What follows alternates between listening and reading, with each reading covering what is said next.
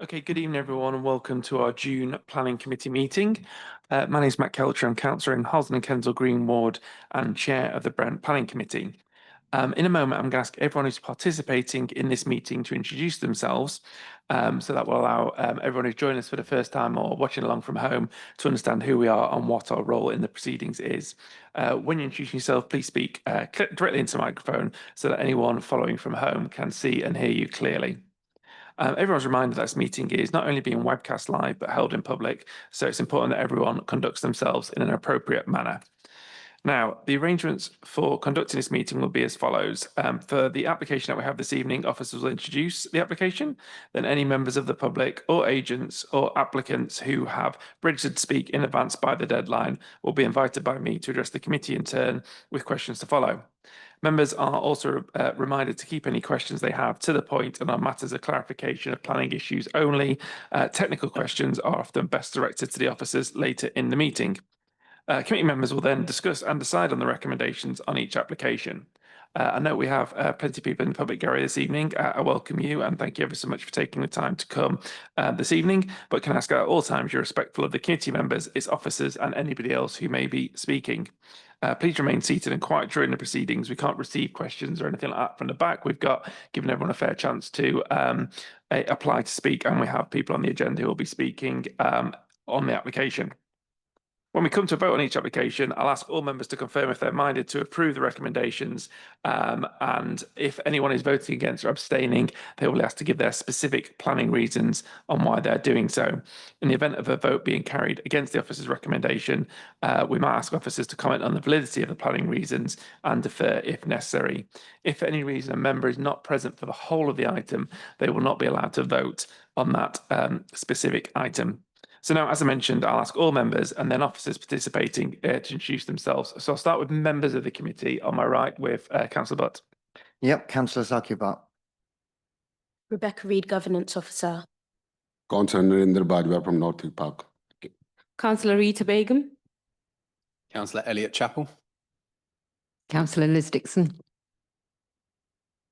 Councillor Robert Johnson. Councillor Jaydeep Patel. Okay, thank you. And then on my left with the head of planning. David Glover, Head of Planning. Victoria McDonough, the Development Management Services Manager. Sarah Dilly, Principal Planning Officer in the South Team and Case Officer. John Fletcher, Transport Planning. Martha Greco, Senior Planning Lawyer for Brent Council.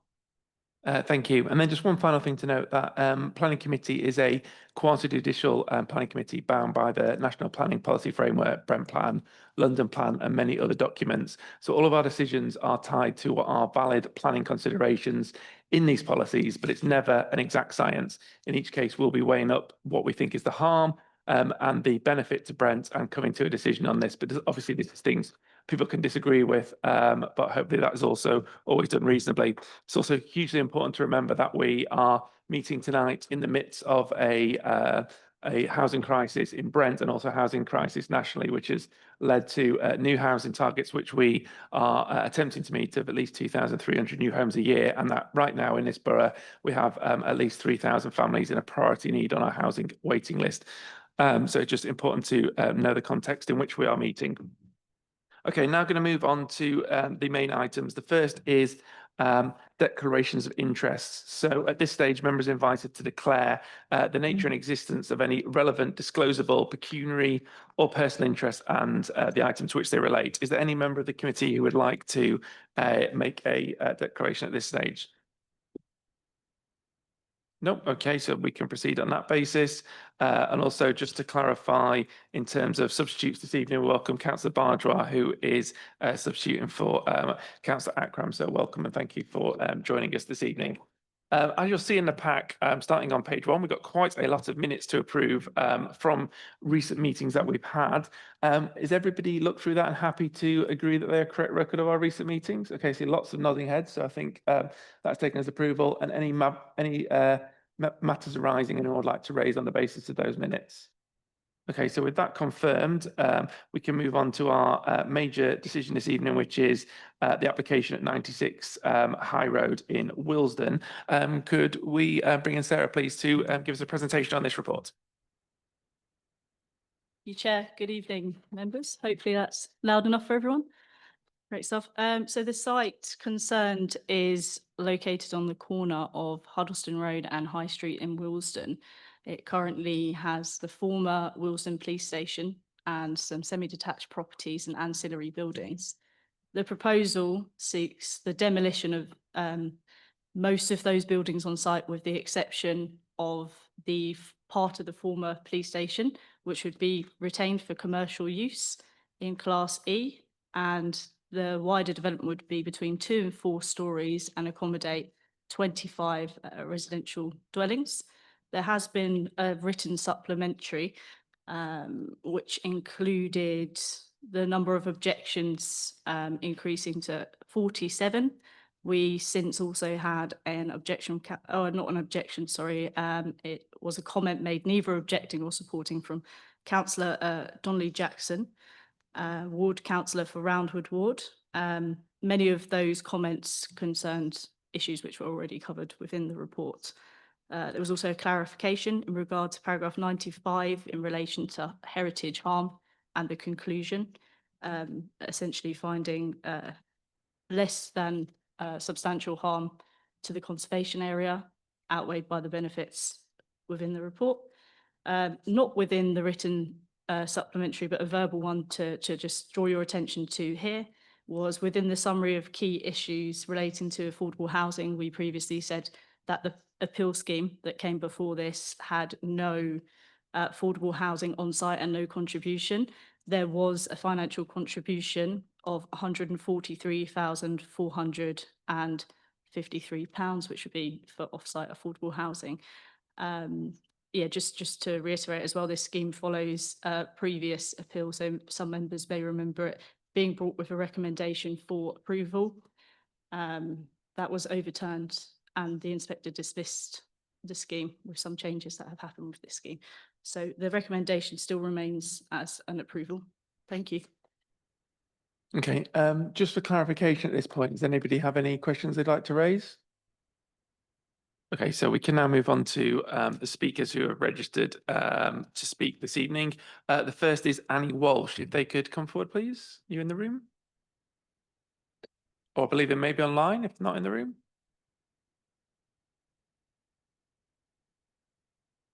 Can you hear me?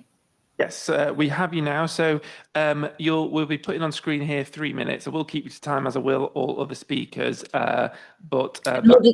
Okay, in order to do that, obviously I'm going to speak very fast, but I would invite the committee to look at the document that was handed before them.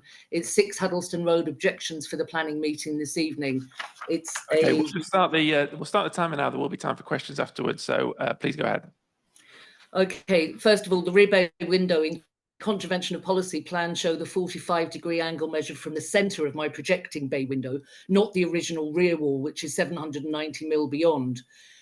Also, the draft report states the applicant shows that all main windows in both properties would retain levels of daylight above the guidance suggested. However, the report omits the NSL and APSH figures for the critical W7 and W8 windows to the first floor bedroom. No recommendation can properly be made without recourse to this. I was there when the inspector actually visited the room on site. Her recommendations have been ignored. The planning policy states also that 18 metre and 9 metre distances promote adequate garden sizes and privacy. The balcony to duplex unit 2.2 on the plan is only 7 metres from the boundary.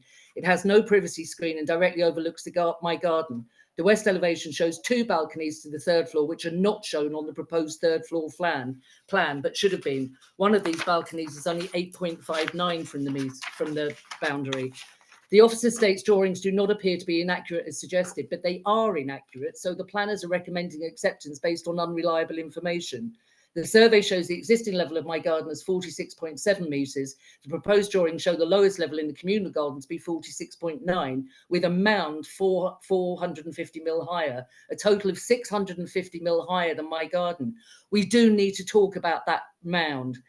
Drawings also show the finished ground floor level of the adjoining block to be 500 mil higher than my garden level. The proposed building, therefore, the height is 653 mil too high and therefore in breach. The proposed 2nd and 3rd floor balconies on the Huddleston Road elevation are below the required 9 metres and therefore also in breach. The The proposed step in the facade facing the communal gardens is below the required 9 metres distance from the boundary wall and therefore in breach.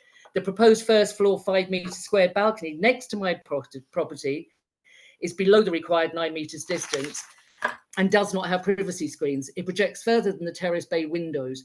Planner states building does not project further, but the balconies do. They form part of the building. Again, a breach. The planner states front windows would represent a similar relationship between existing properties on opposing side of the road. No mention of the balconies, which are entirely out of kilter. We've references and illustrations for all these points, but no time in the 3 minutes to present them. The errors and omissions should have been referenced by the planners. Obviously, the committee voted against last time. It's massively concerning that the specific points raised by the inspectorate, particularly in relation to blocking of light and outlook from our window, have been ignored. The committee is being asked to accept at least 9 points where the planners have recommended acceptance on balance, but the effect of all this is cumulative and will result in huge loss of our enjoyment and amenity. The proposal includes 3 overlooking balconies and a window in breach of Brent's own distance policies. The fencing is temporary that's been up there. It's been referred to. Am I still on? Sorry, I'm afraid just got to bring you to time there, but members of the committee may ask questions based on what you've said, which I'll allow you to elucidate further. Any members of the committee like to come in first with this speaker? No, I will just to come in. I think obviously your property particularly will be focus of some of the further questions and details that we go through further this evening. Can I just to get a clear sense of the issue there as well? What is the sort of prime issue for you? Is it the overlook into the garden, to the windows? And if this development was not acceptable, what would you like to see on the site as an alternative? Well, there's no doubt that we want some kind of development to go on. The house has been blighted now effectively for 10 years since the place was bought. We do want the development to take place. The overlooking, the fact that the inspectorate has been ignored when she specifically said that they were blocking up the light and the view from our windows. That is away. That's policy. I don't understand why. I'm really sorry. I think there's a problem with the Wi-Fi. We seem to have lost the speaker. Can you hear us, Annie? What I'm going to do is I'm going to move to our next speaker. If a governance team can maybe mute and maybe call Annie and see if we could reconnect her afterwards. That'd probably be the best thing we can do at the moment, because obviously we do want to hear her answer. But in that case, I'm going to go to the next objector, and then we may come back to the speaker if we can reconnect. So Councillor Maurice is our next registered speaker. Could you come forward, please?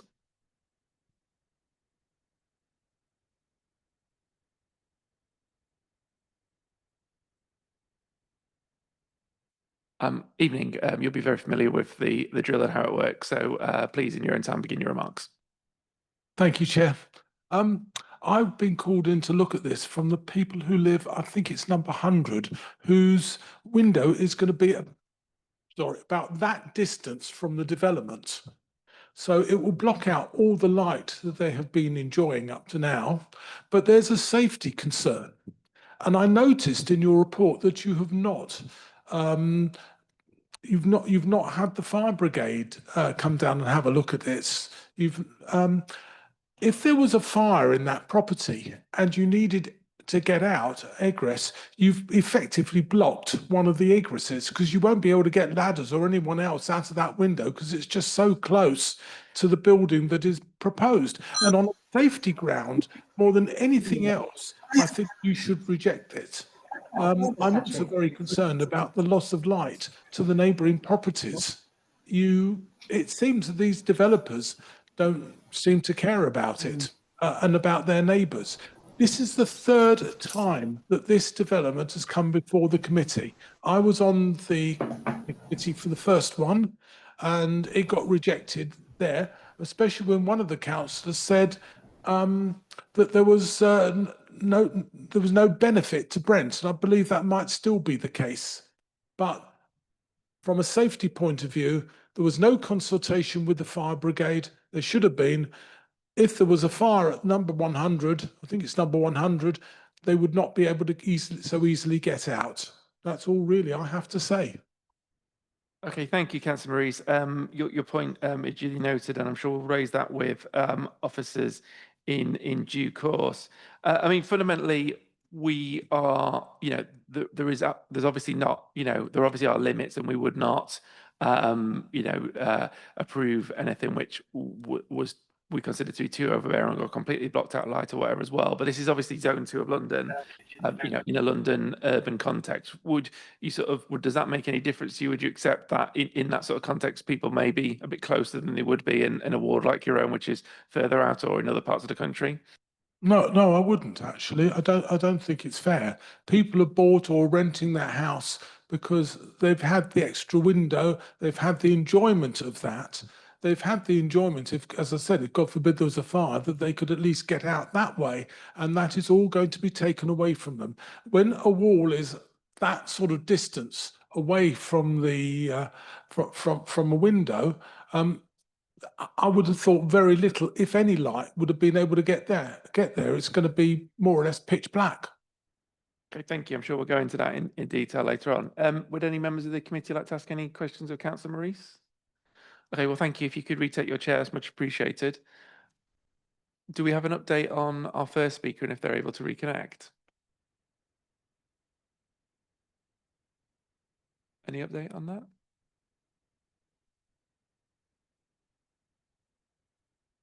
I can see they're muted on the screen, so we will be able to hear them even if they were saying yes. What I'll do... Unmute. Hello, Annie. Hello, can you hear me now? Yes, I think we'd lost you. You sort of broke up earlier, and then we lost you completely. But I'm trying to just, if we go back to Oh, the sorry, original... it said on mine that the host muted me.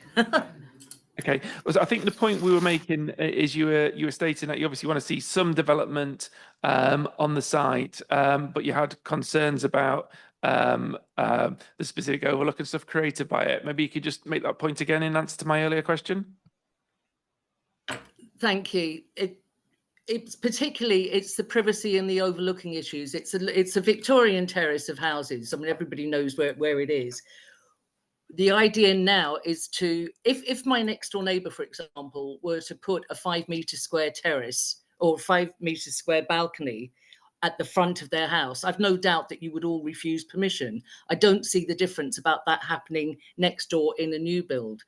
Likewise, on the back, these balconies, according to Brent, should be at least 9 metres away from the boundary. They're not. They're specifically not. Your planners know that. The developers know that. The inspectorate knows that. Why they are now proposing that one, which is 5.5, one is 7 metres and one is 8.5 metres, that's against your own policy. I don't want to be obstructive. I was willing to help all the way along. The developers it was an open door, effectively. They haven't had the courtesy to contact me, despite me being the person who is most affected by what the inspectorate had suggested. They'd suggested right the way from the start that 6 Huddleston Road was the most affected property. It would have been courteous and actually time-saving for the developers to speak to me. At some stage, they've said that one of their building windows needs to have a full view. The garden can't be obscured because it's a habitable room, but they're willing to try to obscure the habitable room in my house, which the inspectorate stood in that room and said this was not acceptable. It's not mentioned at all in the planning report, or it's been taken over, it's been ignored completely by the developers. These shouldn't be happening again. It shouldn't be happening again when the inspectorate has already been there. I cannot understand that for the time and the expense, had the developers simply sent me a letter, invited me for a meeting, or come to my house, I would have been perfectly happy to sit down. We could have discussed those, could have pointed out, look, you can touch that balcony you're proposing to put in my back garden. The mound is the most just absurd thing I think I've probably heard. Again, if it were in the terraces next door, I'm sure that the committee would object to that completely. Has anybody given permission? Is there any precedent for putting a mound of 450 mil? It's supposed to be a play space. Is that a play space for somebody who can't walk properly? The amenity space is already below par, below standard, woefully below standard. You're taking up even more of it with proposing a ridiculous mound. That's I not think- something that will be of any amenity to the people who are supposed to be using it there. It Yeah, should be. I know other members of the committee already have identified some of these issues and plan to ask further questions about them later. So thank you for giving your perspective, which has been extremely helpful. I think we've taken your points on board, and I know some of them are already echoed by the committee. We're planning to raise them later. Can I just see if there's any other questions from the committee at this stage? No, okay. Well, thank you for your time, Annie. We'll move on to our third Thank speaker, you. who is Ben Thomas. If Ben and his team could come forward, please.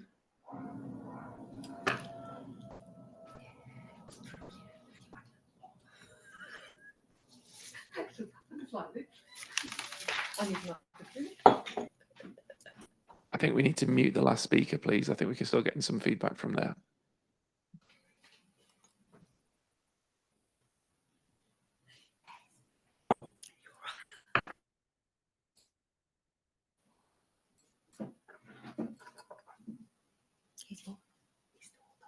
Sorry, if governance could please mute the previous speaker because we can still hear. Right, okay, thank you. Yes, so you'll have seen obviously that you have 3 minutes as with the previous speakers. So yeah, that can just begin as soon as you're ready. Thank you, and good evening, members. My name is Ben Thomas. I'm also here with Kieran Stevens, who's the project architect. The scheme before you today has been subject to an extended planning application process over a number of years. During this time, the applicant has worked closely with your officers to amend and enhance the proposals.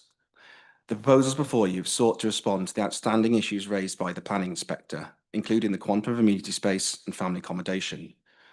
More importantly, we have sought to address the concerns in relation to privacy and outlook to number 6 Huddleston Road. Following the acquisition of the site in 2014, it's been subject to antisocial behaviour and has been vandalised by squatters on numerous occasions. Whilst the police station building is currently occupied by guardians, the building needs significant investment and is in poor condition. The proposals will completely restore the heritage asset with the aim that it will become a new employment space within the community.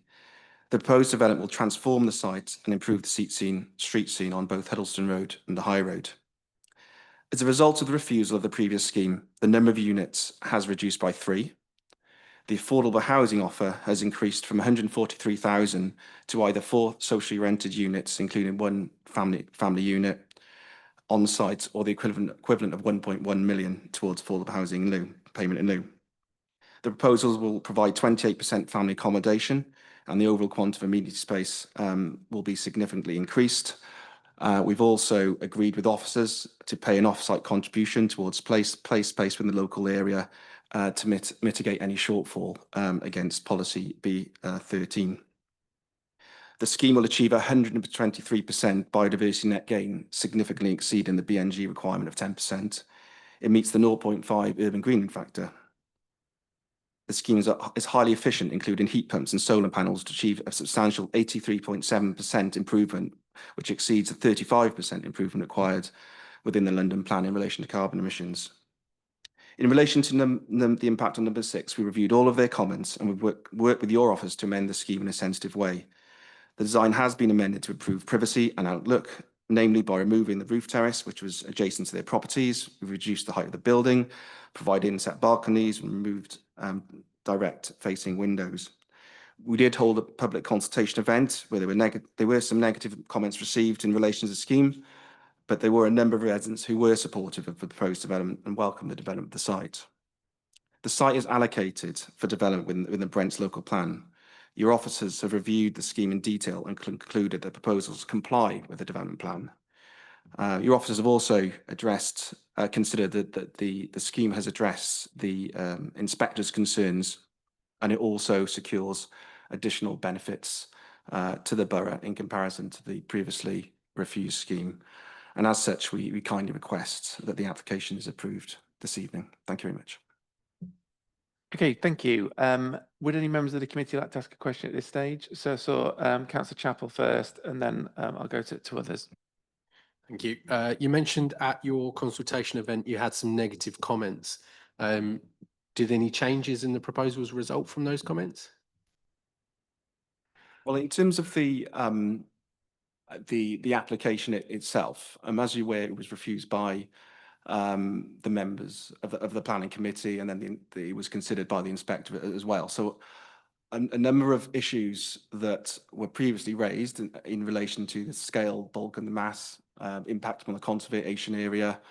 Those issues, in our view, had already been resolved by the inspector. So we were looking to amend the scheme in response to the issues the inspector raised. The main driver that has reduced the number of units within the scheme is the impact on number 6.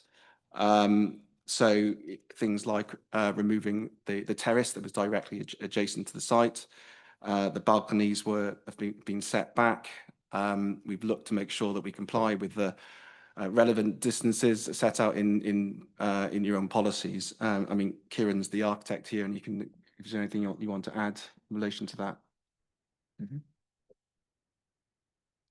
Hi. So as Ben said, I think one of the key considerations for the site is its impacts on the adjoining properties at Huddleston Road. So in terms of how we've addressed that, in terms of the depth of the building, that has been reduced quite substantially since the previous scheme, to the point where, in terms of its depth along the boundary, that is now complying with the 45-degree angle rule as per Brent's SBD2 guidance. And I'm happy to answer any questions on that you might have. In terms of the height relative to number 6, that's also been substantially reduced. So the previous proposed scheme at the front towards Huddleston Road followed the pitch of number 6, but to the rear there was a 3rd-storey flat-roofed element. Now the scheme is reducing down with the pitched element to the rear as well, which follows that of number 6 approximately, and has a 2-storey outrigger to the rear. And although that's 35 centimetres higher than the neighbouring, it's essentially following the precedent of the adjoining buildings. So in terms of height and depth, that is how we have responded to that point. There was a terrace which was directly overlooking the neighbouring property. Previously, that was being mitigated by a 600 mil deep planted buffer. That was found to not be acceptable at appeal, and so we've now just completely removed that terrace. There was also a first floor inset balcony, which was also adjacent to number 6, but that's been moved away from the site by 6.7 metres. So in that sense, that's responding to those points. And I think whilst we were working through the scheme with Brent, there are also some very kind of minor additions and changes made specifically to make sure that we were complying with things like the 45-degree angle rule in plan, to show that that's acceptable. Okay, thank you. And what conversations did you have with the resident at number 6? Because I think seemed to imply that there hadn't been any, the last speaker. So we had a conversation at the public consultation meeting. So there were concerns in terms of sort of privacy, overlooking, and the bulk and mass that would be adjacent to the property. But I think all of those points are essentially the points that I've just addressed in terms of the extent of the depth of the building being compliant with the 45-degree angle rule, the extent of the height as well to the rear being 35 centimetres taller than the neighbouring property. So the reason for that being is obviously new buildings need to comply with the 2.5 metre internal height, and that's a requirement which is partly to do with overheating and mitigating that. So that's where the small difference in height occurs, and then revising the roofscape to Huddleston Road to be matching the eaves and ridge heights approximately. So essentially from Huddleston Road, you have the sense of a transitionary house form before you then step up in height. Okay, thank you, Chair.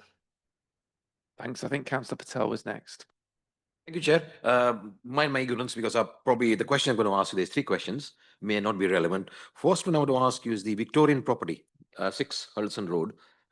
Is there a party agreement with them to sort of, because from what I can see, there's no gap between the new development and the property. That's my first question.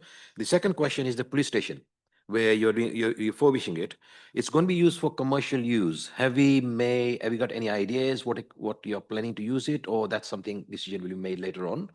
And the third question is, which came up in one of the meetings is the quality of the housing you'll be having. We have heard that you agree to a high quality housing, and then some of the housing you have done has been low quality. So can we have some details on that?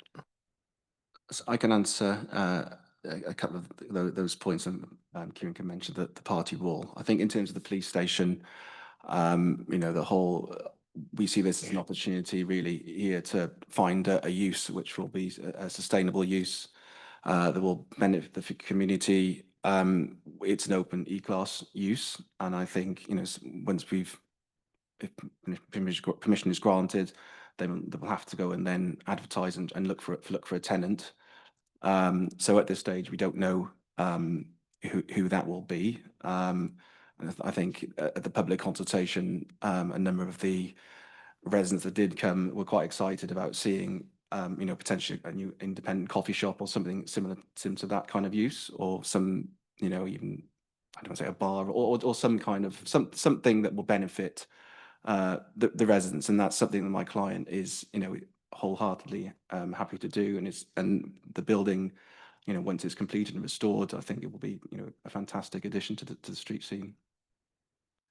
In terms of the quality of the housing, I'm not entirely sure what scheme has been referred to, but I think if you look at the scheme that's presented to you in front of you, in terms of, I suppose, meeting planning policies themselves and markers in terms of the size of the units, the outlook, daylight and sunlight impact, compliance levels.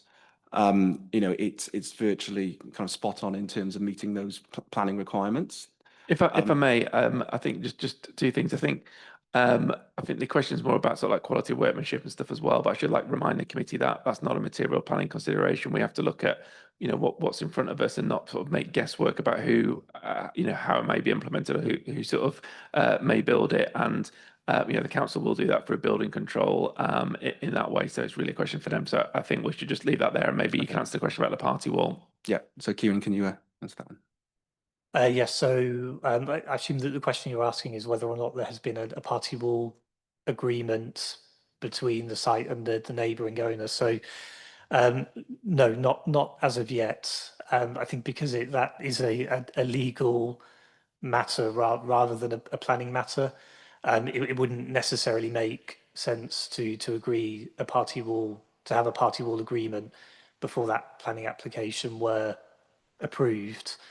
Obviously, at that time, it would be down to the site owner to start those proceedings, instruct a solicitor, and then obviously go down the route of either a one solicitor route or two with a mediating solicitor between the two. So it would be a separate legal agreement, but obviously, because the scheme is on the boundary, that is something that would be required, and so it is something that will have to happen during the development phase of the scheme. Thank you. Councillor Dixon next, please. Thank you very much, and thank you for the presentation. Just want to ask some questions that were raised by the objectors, and the first one is around number 100. I can see with the privacy that you've recommended a condition for screening, but with the light, I don't recall, even though I've read the papers, what the situation. So can you just say what changes have been there? And then I'm a little bit intrigued by the mound, so perhaps you could just explain the purpose of the mound. So just for clarity, I think you're asking about the impact of the scheme on the number 100. No, I'm saying number 100. What was raised? I've just remembered. I missed a bit out. Was the councillor Morris said that the lighting, that they'd have no light, and he was also very concerned about the fire safety, that it would put them at risk, and that they couldn't, they wouldn't be able to escape. And then the mound. Okay, thank you.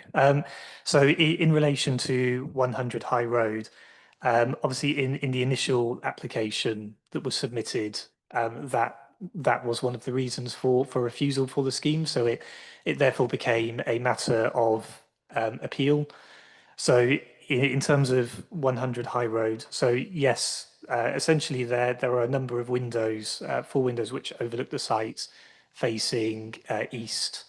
And then obviously you have the windows which are facing south towards the High Road and then northward. Essentially those windows which are facing east, they're all serving rooms which are also served by additional windows which are either facing the High Road or to the north. Now at appeal that was looked at in quite some detail, and the appeals inspector at the time found that because those rooms were served by windows fronting the High Road into the rear, that actually those rooms would still be compliant in terms of daylight impact, and therefore it was considered that there wouldn't be an unacceptable change from the development. So that of the points of the matters at appeal, this was one point which was overturned and found in favour of this development.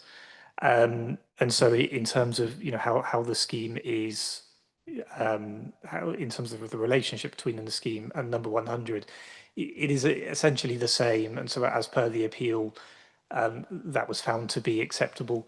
Now, in terms of fire, that will all be contained within the fire strategy report. So that has all been considered as part of the scheme.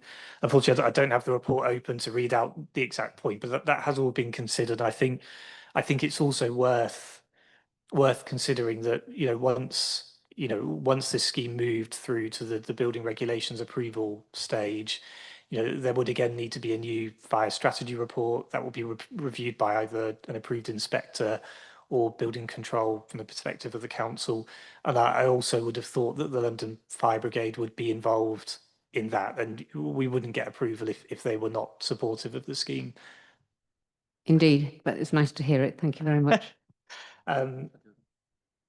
Just in terms of the mound then, so as part of this scheme, we have a landscape architect who's designed the communal air space at the rear, and the way they've designed it is aimed to be a naturalistic play area. So there's climbing logs and boulders, and there's the mound, there's seating areas, ornamental trees and things. So is that kind of approach? Now, we have seen concerns raised in relation to the mound.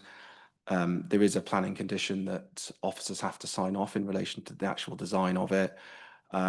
My client, is if members feel strongly that we shouldn't have the mound, then that's fine, and we're happy to agree in that condition as well, that we don't have the mound, and that we look at some of the form of children play if that's what you consider necessary. I'm just going to bring in Councillor Books. I think his questions follow on from this point, so probably just good to stick on that for now.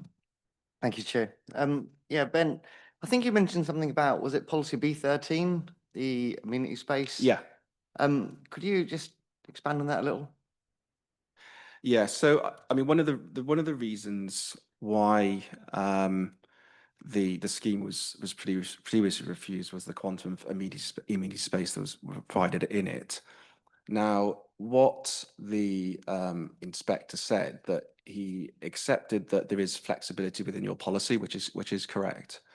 But what she said was that we hadn't demonstrated that we'd looked at all options to maximise amenity space on the scheme. And actually, there were 3 units that didn't have any private balconies. I think there was a family unit that didn't have any any amenity space as well. And I think the inspector also felt that the communal area as well wasn't of good enough quality in terms of the proposal. So, and there was I think a 300-metre shortfall against that policy. So what we have done is made sure now that all units have their own private balconies. Previously, sorry, one point I didn't make is that some of them didn't comply even with the London Plan standard as well. So I think the majority of them exceed the minimum standards for the London Plan balcony sizes now. The shortfall is only around, I think, 100 square meters below your policy. So I think the policy is designed to allow some flexibility, which I don't think is in question, and we feel that we've actually maximised the amount of amenity space that's provided, and it's good quality amenity space as well.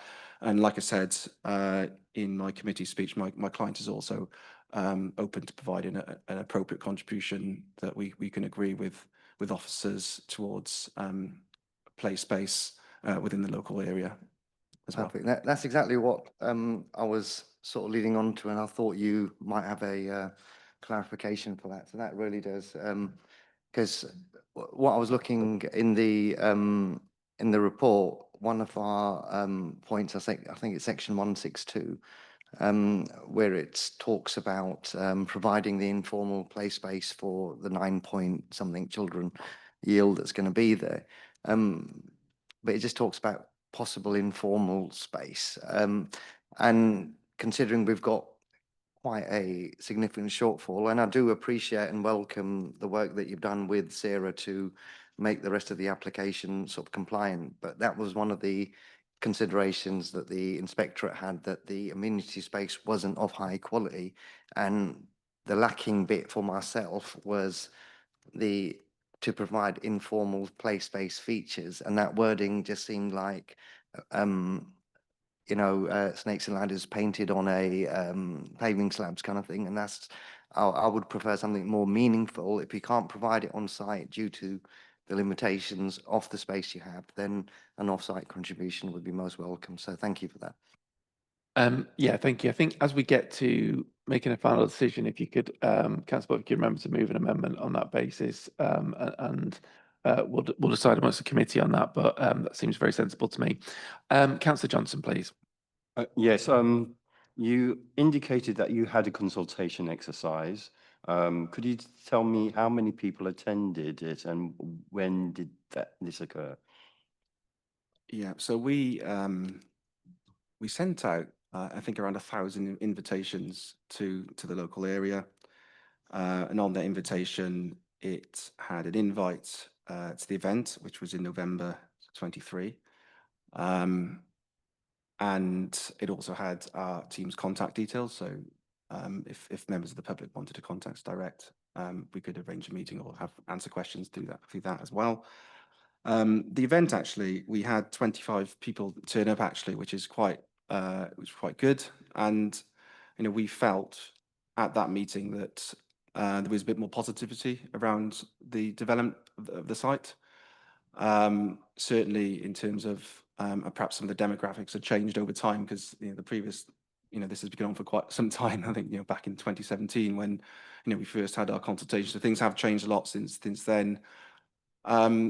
And yeah, whilst I think there were still concerns about some of the points that have been raised today, but having a new development at the edge of your road on the corner of high quality design with good space potentially for some kind of community coffee shop, retail unit or something on those lines, something to end the issues with all the squatters and really tidy up the road. And so that message came through as well. So we quite welcomed that. And I think there is a number of objections that we've seen in relation to this scheme, but actually, if you look back, I think previously there's around 90 objections to the first applications, and now I think there are 46 listed in the updated report, but I think a lot of those, or I think 16 of those aren't addresses anywhere near the site. So I don't think the objection that's been raised through the consultation letters is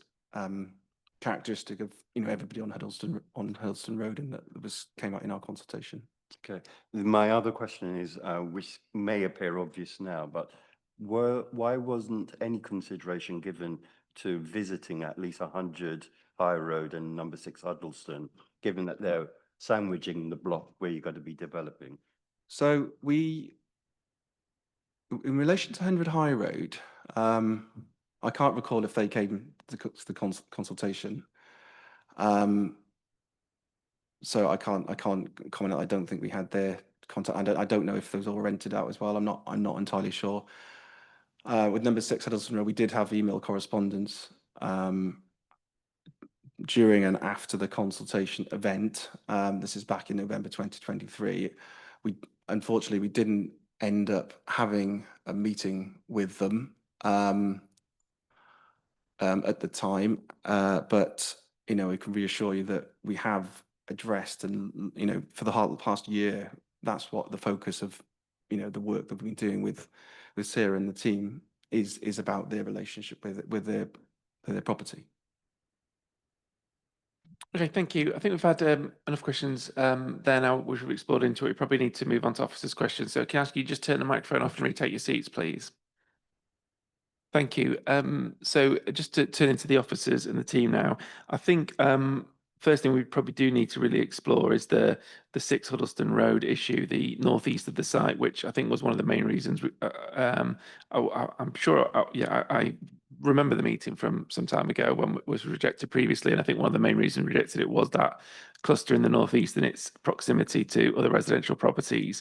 Could officers potentially with slides please take us through why they feel the new application that we have tonight is an improvement on the previous one and has addressed those concerns?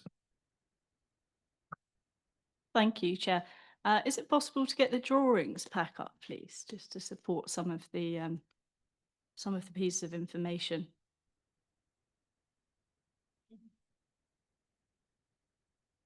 So if we could go to slide 11 of the new drawings pack when anybody's ready, just to aid sort of some of the discussions. But essentially, in terms of how this scheme compares to the previous scheme, as the agent has pointed out, there are a significant number of amendments compared to the appeal scheme, and the appeal scheme is obviously a material consideration. In terms of, you're saying, the impact to number 6, if we can focus on that initially. So what you can see hopefully on that slide is a 3D illustration. On the left-hand side, yes, sorry about that, I don't know if it can be made slightly bigger.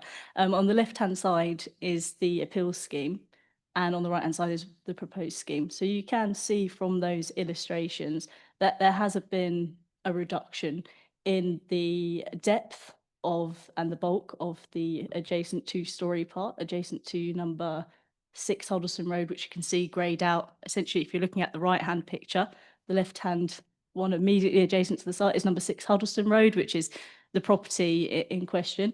So there's been a reduction in height there. If you look again on the left-hand side appeals scheme, you'll also see, if you could just scroll to the left a little bit, just so you see the edge of the left picture, you'll see that the terrace there has been removed as part of the scheme as well. So that was one of the issues in terms of overlooking to number 6 within the appeal scheme. So that has been removed. So we feel the privacy issues have been overcome. In terms of the bulk and mass and outlook, the proposed scheme complies with the 45-degree angle, which is taken from the centre of the adjacent bay. And hopefully we'll show you some drawings in a moment, but if you have a look at those, you can see the bulk and mass has changed, I'd say, significantly since the previous scheme.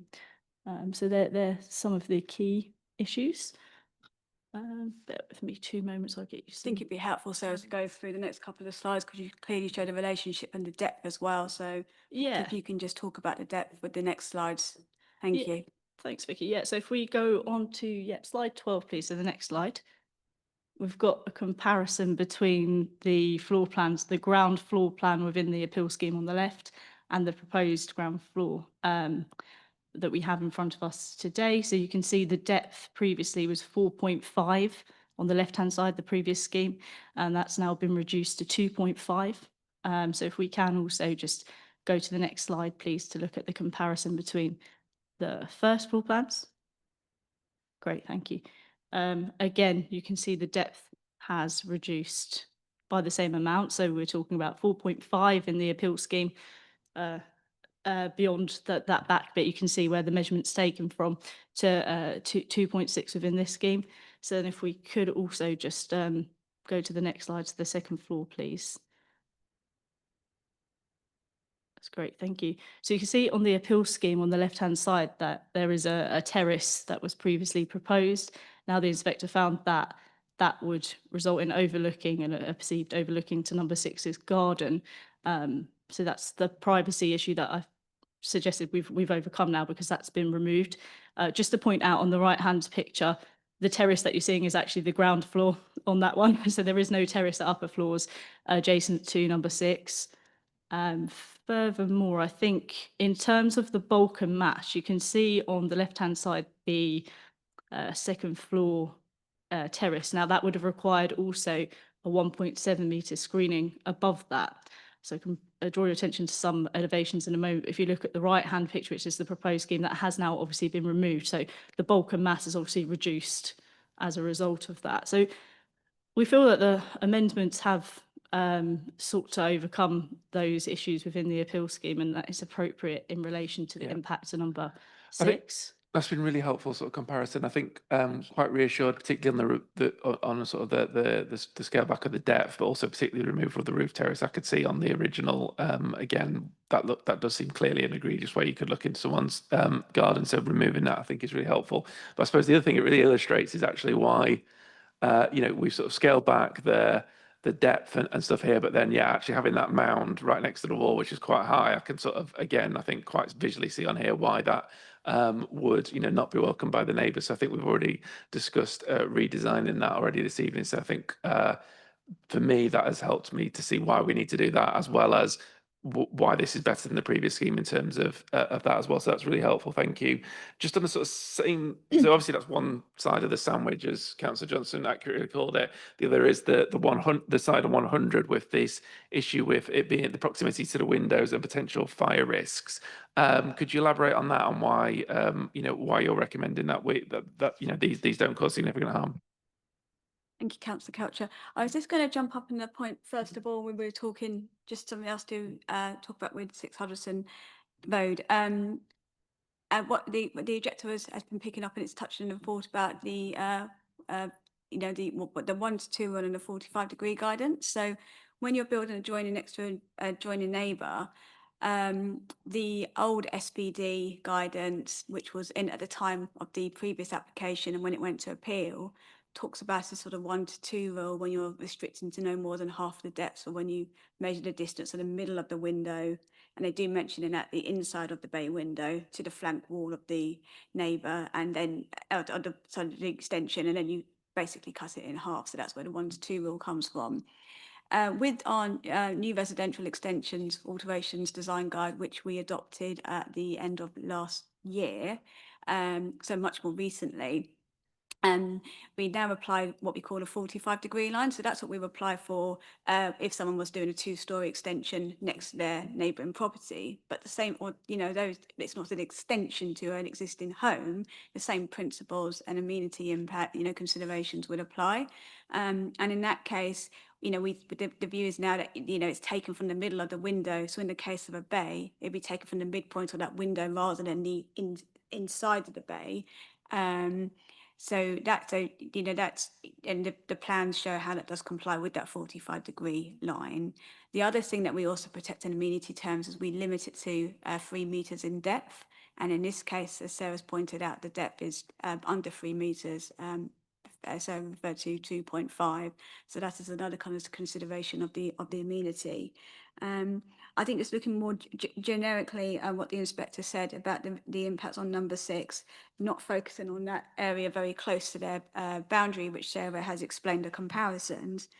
The inspector did say that overall, despite there being some breaches in the guidance of the design SPD, the proposal will not result in harm or overshadowing or loss of light to diminish the quality of life of the occupants of them dwellings.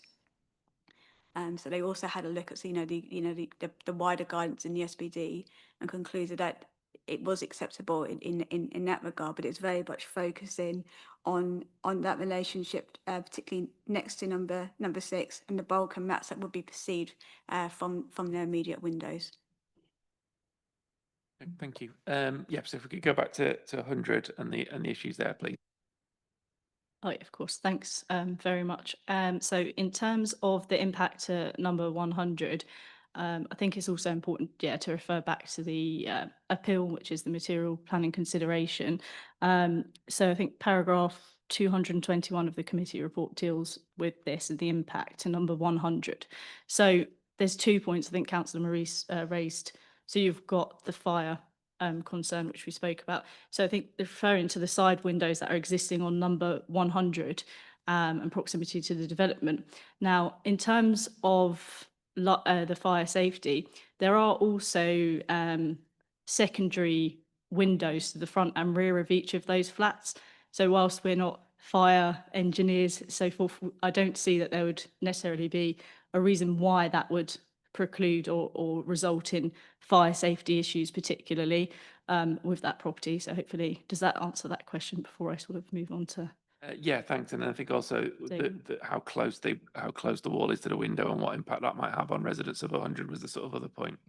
Yeah, I mean, the windows for number 100 are on the boundary. There's flank wall windows. That was reviewed at the appeal because it did form one of the reasons for refusal by committee, the impact on number 100.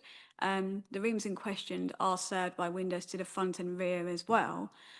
So overall, in that case, the inspector concluded that the impact was acceptable because the rooms in question benefit from outlook and light to the front and rear. And also the appeal decision noted that all relevant rooms would retain levels of sunlight consistent with BRE guidance. Although the side elevation windows will fall below BRE guidance, the rooms affected would be served by other windows that would retain BSE levels in excess of targets, and the rooms will continue to meet NSL targets, indicating that daylight levels would be adequate.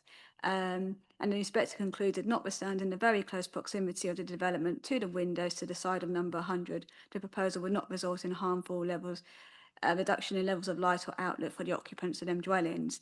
The inspector also worth pointing out that there was a cost application with the appeal, and that was one area where the inspector found that the council acted unreasonably and didn't substantiate its reason for refusal, and we were awarded costs against us on that point as well.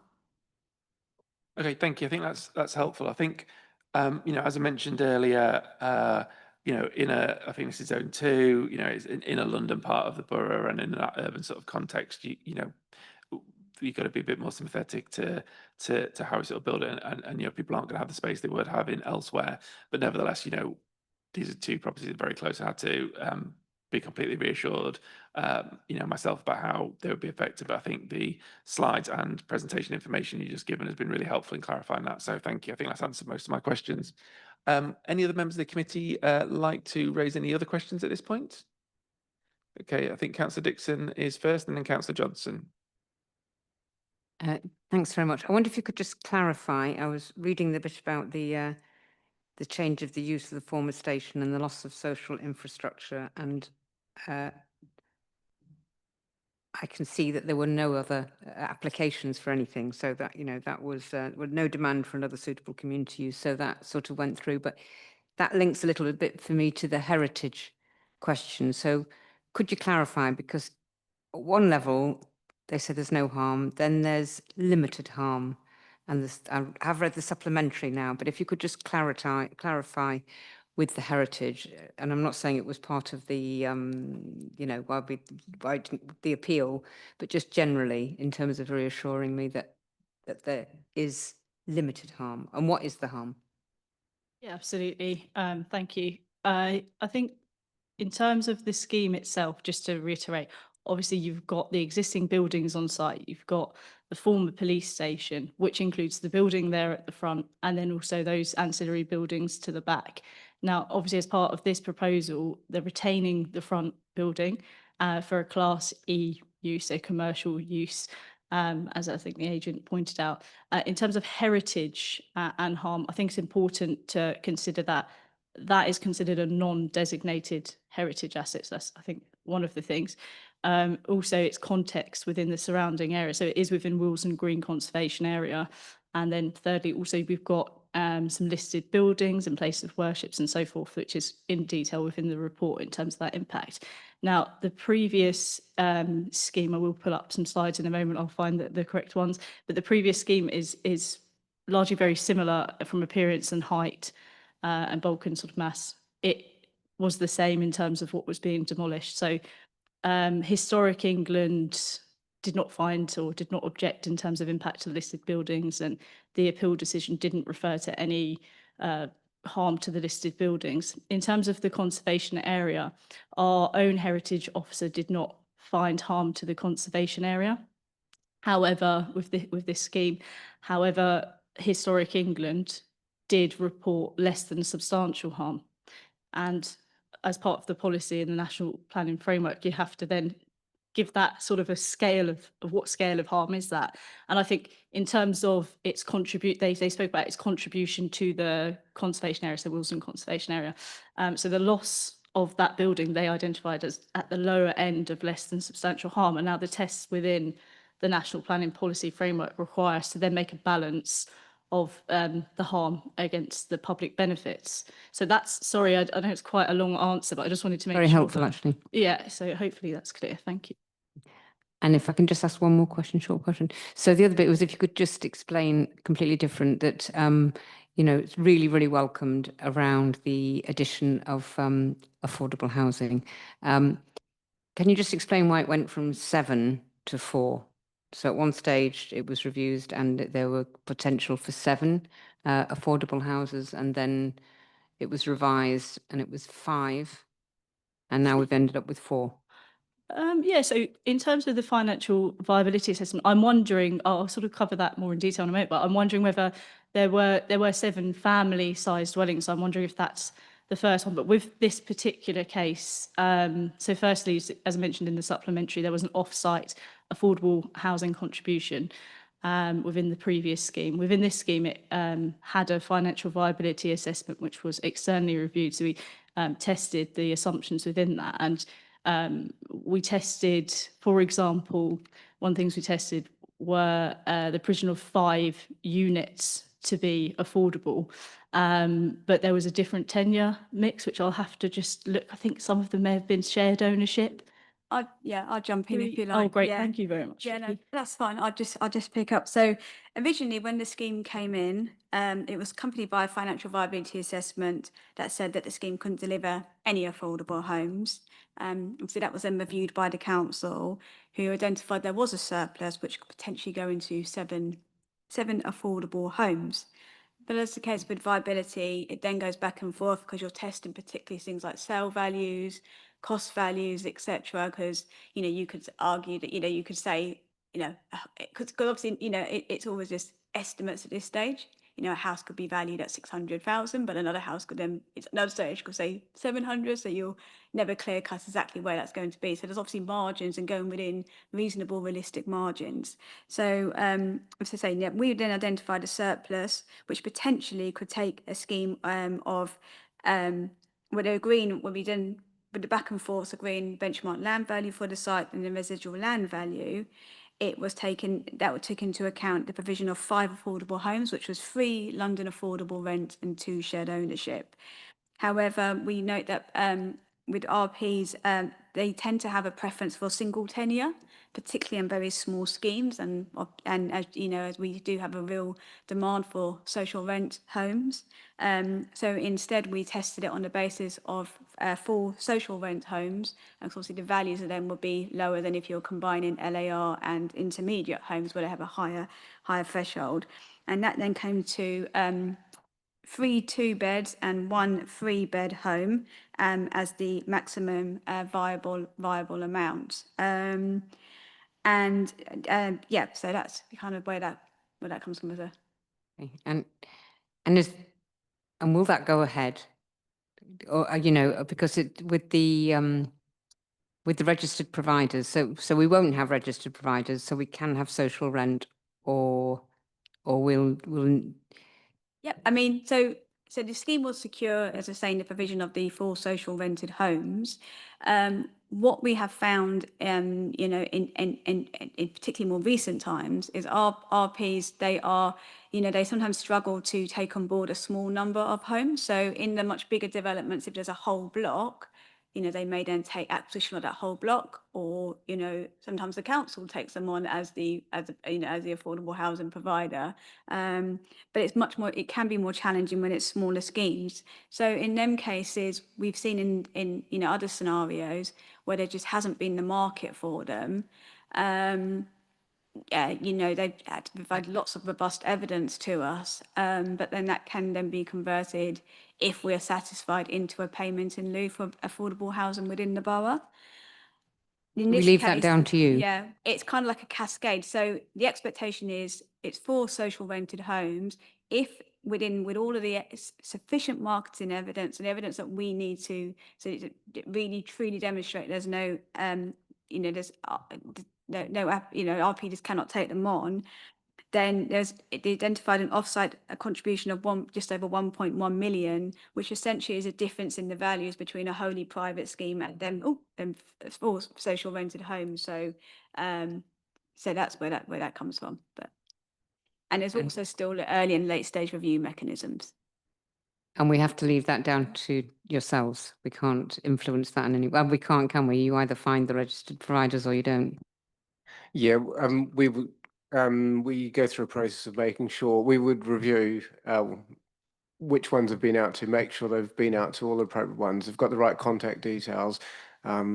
We quite often make contact with the RPs, seeing if there's interest. We'll make contact internally in the council, see if there's any interest for the council becoming an RP and so forth. And then after all that, if after a period of 6 months of trying to do that and legitimately trying to do that, that they still don't have an RP to take them on, and then it will cascade. So it's a yes, we're asking it for to do this at officer level, but it's a very, very robust process, and we Follow that. Yeah. Thank you. Yeah, thank you. And I think so. One of them is 3-bedroom, the other 3 are 2-bedroom out of the 4. That's right. There's 3-bedroom and then there's 3 2-bedrooms. So the 3-bedroom is on the ground floor with the larger garden, and then you've got the 2-bedroom next to it, and then the two flats above. Yeah, so while obviously, like, you got different quantum and number, I mean, actually, social rent in Willesden of family size units, would probably be seen as quite a benefit to the scheme. Yep. Councillor Johnson, I think, was next. My questions are going to cover car parking servicing areas. Given that this scheme is a car-free development, I take it that there was no survey undertaken? There was a transport assessment with the scheme, and as I recall, it did have a on-street parking survey, but I'd have to dig that out to find exactly whether it did or not. But as you say, it's car-free anyway, so it's not really all that relevant. So my question's following on from that in terms of the commercial unit. It indicated that it may have been given 2 spaces, but I gather that there will be no space for parking on there for the commercial unit. That's correct. Yeah, there's no off-street parking. Okay. And for rubbish and collection, what arrangements are going to be made in order to make sure that the block can be serviced properly? Yeah, the site at the moment has got an access from Huddleston Road at the back. It's also protected by zigzag markings because it used to be a police station to keep the access clear. We'll be taking the access away and removing the zigzag markings, and that will provide space to put a loading bay marked on the street on Huddleston Road. So will the local nearby pedestrian crossing be upgraded as part of the scheme? No, not as part of the scheme. There's already a zebra crossing on the site frontage on the high road, so that will just stay as it is. Yeah, Councillor Butt next, please. Thank you. Just a quick one. You mentioned the early late stage reviews. If a surplus is identified, will that be financial or will that be adding on to the properties that are on site? Late stage is financial because of the time you do it. It's at 75% of occupation, whereas the early stage you would do if you don't make substantial implementation within 24 months of a planning permission being granted. So then there's that opportunity to look to secure it on site. But late stage, because it is quite a lot later on in it's much more closer towards the end of occupation. It's always a financial contribution, but that's set out in policy and guidance. Okay, can't see any further hands at this point unless anybody would like to come in. Sorry, Councillor Begum does. Just a quick one. I mean, about the, Councillor Butt mentioned about the play scheme. What's the maximum amount we can ask? Do you mean in terms of an off-site financial contribution? Yeah, what's the maximum we can ask for the offsite? Yeah. I mean, we had we'd have to sort of engage in to check with our parks team and the type of projects they would want to go towards. But looking at sort of schemes with a similar level of shortfall, it's in about the region of about £15,000. Just on that note, so I haven't seen any further questions on different subjects, so I'm going to come back to Councillor Butt now to maybe move the suggestion that you had about amending the place provision. Thank you very much, Chair. Yeah, it was just coming back to what we spoke to the applicant about. Want to try and get a condition in there to actually make sure that we get some decent place-based equipment if it's not possible on site.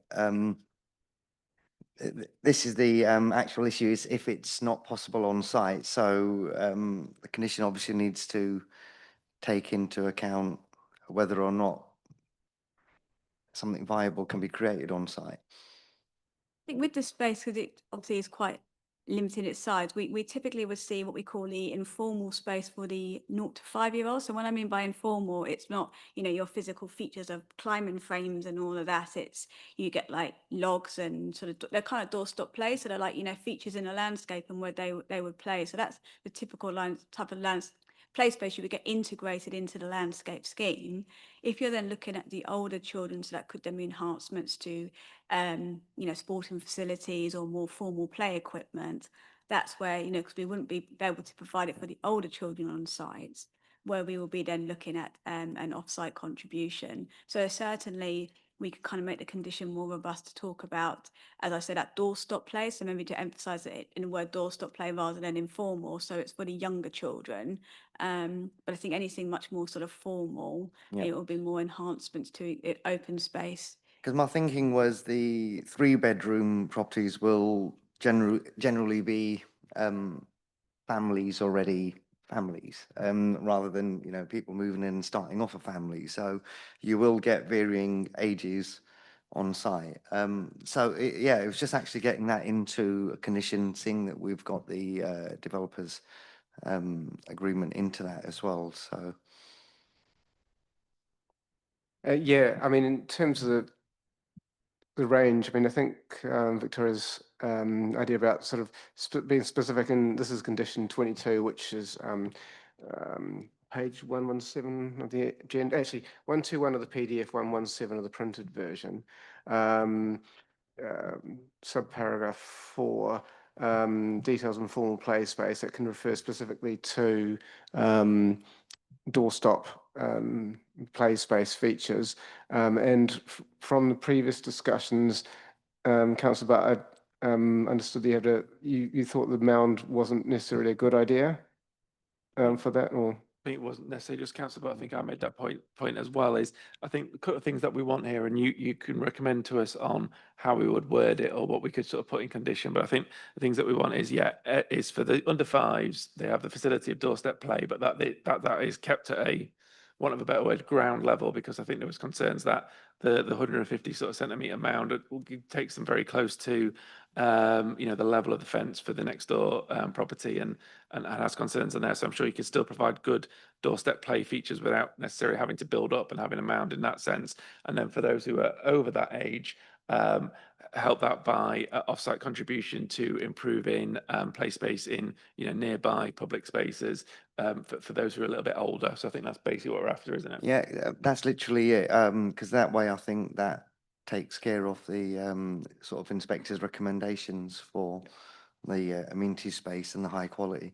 Yeah, so what I'd recommend, if someone could write this down while I'm saying it, so we could amend that one to say details of play space features for 0 to 5-year-olds, including details demonstrating the level of impact on adjoining properties in relation to privacy.